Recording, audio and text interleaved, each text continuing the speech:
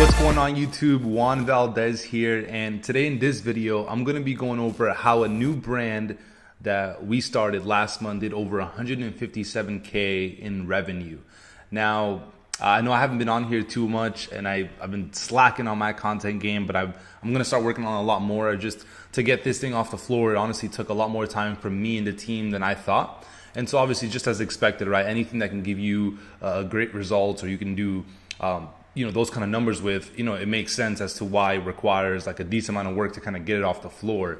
So that's why I haven't been on as active on here, but I promise I will be actually recording a lot more videos for you guys. I'm aiming right now, because this is taking even still a good amount of time. So I'm aiming to at least do a video a week, just documenting the journey for this specific brand with you guys. And the reason I wanted to do that is because I know that you guys will get a ton of value. Some of you guys have been following me for some time, and obviously I try to provide you guys with all the insight and strategies that I'm using in the e-commerce space right now in time, not like outdated information. And so I do think that what we're doing and what we're working on is some of the strategies we're using to, take brands, for example, like this, from 0 to 157K within 30 days. Show you guys. Now, that is a screenshot simply because Shopify doesn't let you check like last month, but I'm going to pull up the app just to kind of show you guys, because I know there'll be some doubters, some naysayers. It's the 2nd of March, but you guys can see so far we're at about 40,000 in revenue.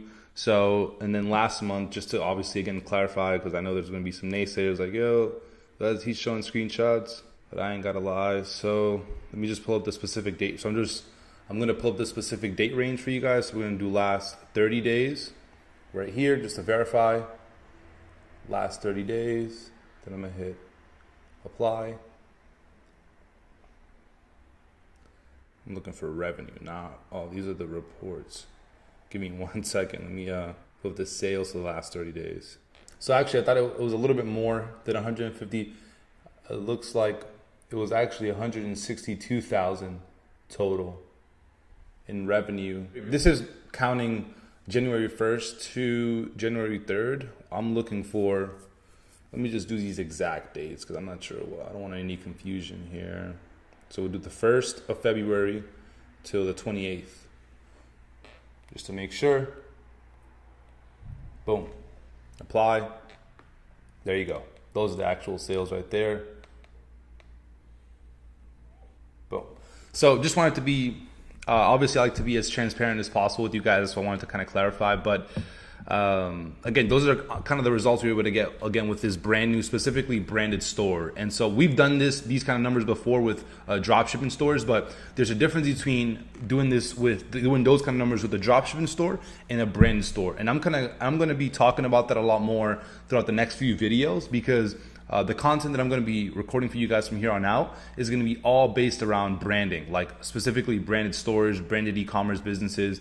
And the reason why is because I think that that's where you guys will get a lot of value from, again, being in the e-commerce space. So I'm going to dive right into some specific points that I wanted to go over, just like a general overview of the steps and processes that me and the team went through to literally go from 0 to 157,000 in 30 days with a brand new brand store. And now, obviously, for some of you guys, it may be a little bit easier to do this. For some of you guys, it may not. This is all based on experience level. But I'm going to be going through a lot more content videos, going over, based on your situation, how you can do the same. Obviously, these results aren't typical. Like, I've been in this space for some time now, and I've spent time and resources and money learning from like the best people to be able to get results like this. But these are attainable results. So I'll kind of just jump right into it. One of the first things that we focused on when kind of getting started is really on the product, right? So I know a lot of you guys, like a lot of people talk about the importance of the product, but in reality, obviously the product is important, because you have to make sure that whatever products you are planning on selling in the e-commerce space is actually a product that there is actual demand in. And so for us, when we got started, we focused on finding a product that there was obviously a specific demand in, right? By specific people, not like a general broad audience, but there's definitely a demand in for that specific audience that would be interested in that product. So that was the first thing. What we did is we spent some time looking. If you see me looking away, I just have some notes I kind of put together here for you guys. So that's what I'm looking over. I have my screen set up. Well, the first thing we did is found another store that was selling the exact same product. Typically me, I'm a huge believer in, modeling after success. So I'm not a huge fan of just like finding a product that nobody else is selling and trying to like make that product work. I much rather do the research, find at least one store or website that is selling that product, and then build off of that. So that's the first thing I did. Then from there, I spent a little more time doing a little bit more research just to verify that that product is an actual demand in. And so what I do is I spend some time researching on Facebook, Google, specifically Google Trends, and I also confirmed that the traffic that this other store was getting for this specific product was actually pretty high, meaning that they were getting over a few 100,000 visitors a month. The reason why I do that is because if a store can afford to get over a few 100,000 visitors a month, they're not getting those visitors for free. So that means they're paying for advertising to get all those visitors. And so if they're doing that, it's because they're making a return. So that's typically what I look for as far as like doing research. But that was pretty much the first phase as far as narrowing down what kind of products or which product we should actually start testing for this specific brand, right? From there, what we decided to do is after we found, we kind of verified that this product is indeed a product we should actually focus on. We then focus on coming up with the name for the brand that the product can fall under. And I'll touch more upon that later on because that is important. You want to make sure that when you're focused on a brand, there's a difference between having a brand that focuses on one product and a brand that focuses on like a line of those specific products for that brand. So we'll touch on that.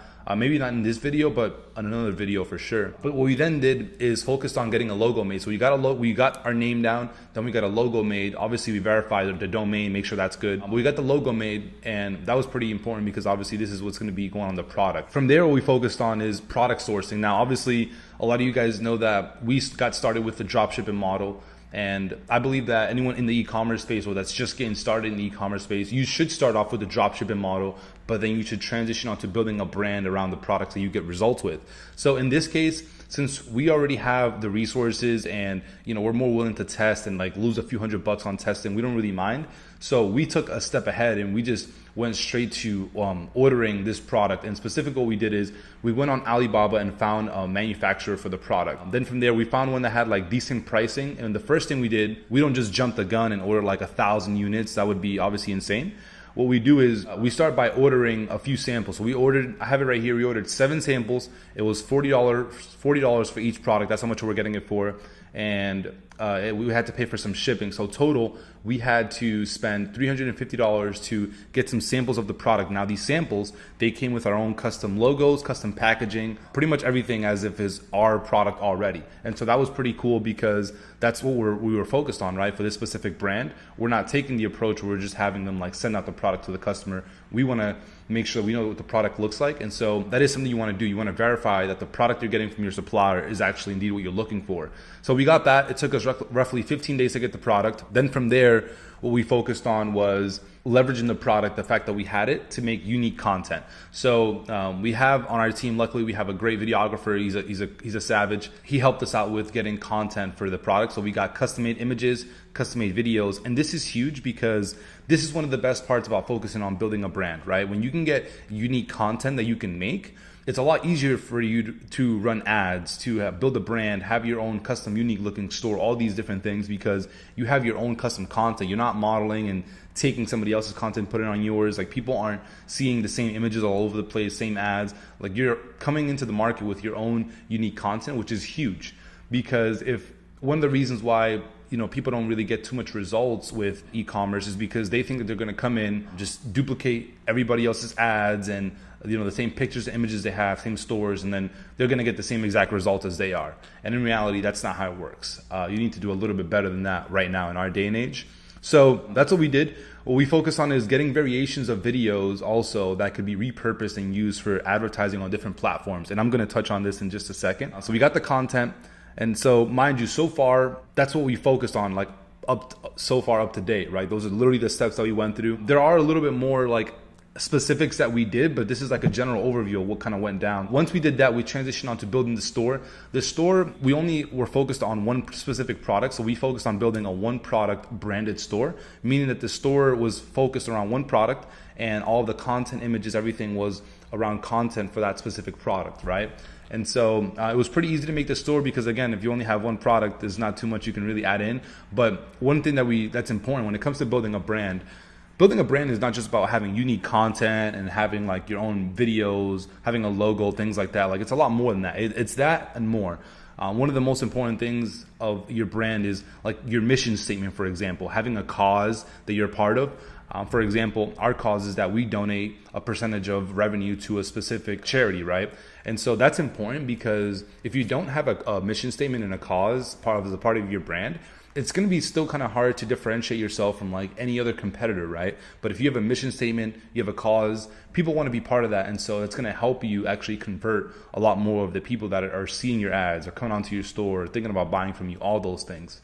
So that's what we focused on. We focused on building the store, having this mission statement, getting our own logos on the store, our own content. Everything looks completely branded at this point, right? We spent some time kind of studying some of the other successful stores or brands in this space, and we basically modeled after them, right? We didn't go and copy their sites, but we got some ideas and some inspirations of how they have their stores laid out, things like that. After we did that, then we transitioned over to the marketing.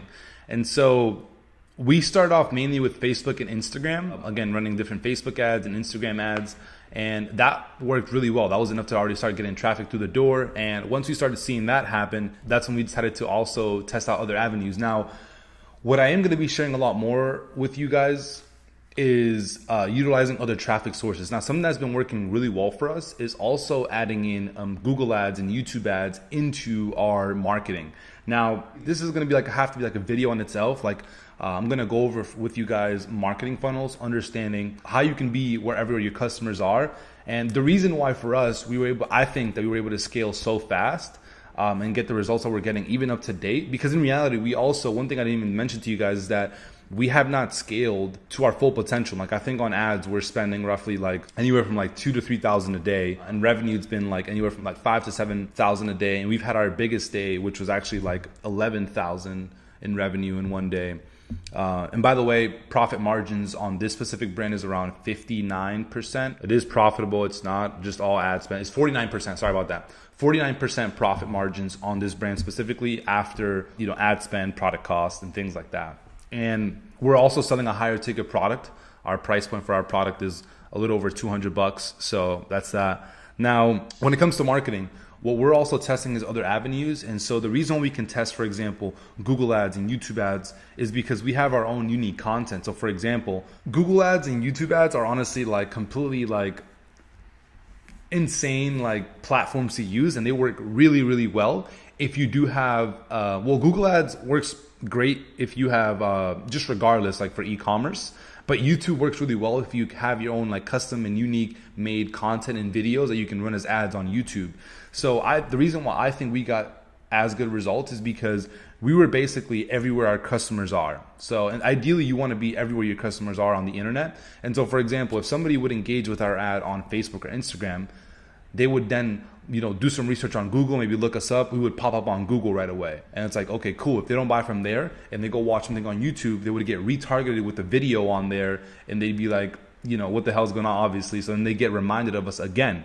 And so from there, if they didn't buy from YouTube, not too many people buy from YouTube. Many people see the video and they'll go back on Google, look you up, and then buy from there. But basically, after they interacted with our store or our brand once, they were basically going to be seeing us, or they are seeing us everywhere they go on the internet, whether it be like a website. If that website allows Google to advertise, they'll be able to see our ads on that website as well. If they go back on YouTube, they're going to see our ads. If they go on Instagram, they're going to see our ads. If they go on Facebook, they're going to see our ads. If they go on Google, pretty much anywhere that they go, they're going to be seeing our ads. And so that's really called a marketing funnel. That's, again, a whole other conversation because I've just started to really like learn about this and like get all this down. As far as like Facebook and Instagram, I've already learned how to run Instagram and Facebook ads. That's obviously something that we kind of start with. But utilizing Google and YouTube is a lot more advanced, and I would say it's a little bit more difficult just because, at least for me, it's like a brand new platform. But I will be sharing a lot more insight with you guys because it's honestly working in extremely well. Like there were some days where we get a lot better return from Google and YouTube than we do on Facebook. So I'm going to be sharing a lot more on that. Now, one of the things I kind of wanted to go over is this is something that you guys can also do, right? This isn't something that's like completely rocket science. Like, yeah, it's a little bit easier for us because me and my business partner have been doing this for quite some time now, but this is something that you guys can do. And the good part is once you learn how to do this with one product, you can then expand to other products and other brands. For example, we actually just focused on, just recently within the last week or so, we just rolled out a new product within the same brand. So ideally, the focus that you guys want to take to kind of give you guys a bigger perspective is there's two different perspectives you can take, two different avenues, depending on whether you have a budget and experience or whether you don't. I think if you've already been in the e-commerce space and you have a budget to work with, you can take the same approach that I kind of just went over, where you just jump the gun and kind of order some samples of a product and just, kind of go through this process. Now, if you don't have experience and you don't have as big of a budget, I would start off using the dropshipping model. Find a product that does really well for you. Then after you have that product that's bringing in consistent sales daily, like for like 1 or 2 weeks, then I would focus on taking this approach and actually building a brand around it. You still need a lot of the core principles that you need to start a dropshipping business to be able to do this. So you can't disregard the skill sets that are required to actually build a dropshipping business, because in reality, you still need those same skill sets. So that's what I would recommend for you guys to do. The best part is, again, like I said, once you know how to do it once, you can duplicate it over and over and over again. And ideally, once you start work with the first brand, you want to focus on one initial product, but then you want to start potentially like expanding within that brand. So rolling out different products within that same brand, because it's super easy. If you already have a lot of visitors and you already have your own custom unique made content, things like that, just by you rolling out other products, just by when you drive people to your store for your main product and they see your other products, you're probably going to get some sales from that. So you can start testing out products like that. But then obviously later on, if you have other products you want to test or other brands, you can obviously branch out and focus on building the new brand or a separate brand with the same process.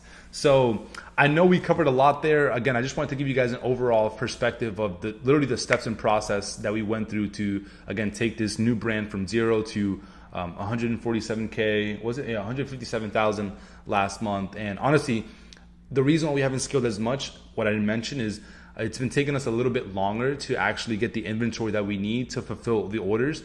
And so that's why we haven't scaled our ad budgets up or tried to really scale up a little more. From here on out, once we have full inventory and actually more than enough inventory, we're then going to focus on increasing ad spend, doing influencer marketing, all these things. I didn't even get to cover how we did do a little bit of influencer marketing at first, but again, I'm going to be documenting a lot more, so I'll mention exactly how we went about that in the upcoming video. So if you guys want to learn a lot more about this approach that you can take to build an actual e-commerce brand, but also learn about e-commerce in general, how to start off with the dropshipping model, then build a brand, or just cut right to the brand, there's going to be a link down below where you guys can check out a free training.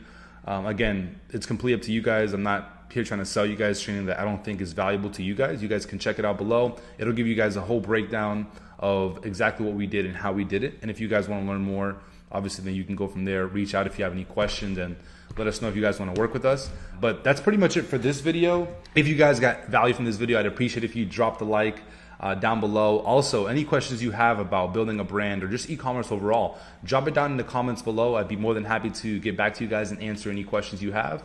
And make sure you guys stay tuned, because I do have a lot more videos coming. If you haven't already, make sure you hit that subscribe button, join the V fam, and I'll see you guys in the next video. Peace.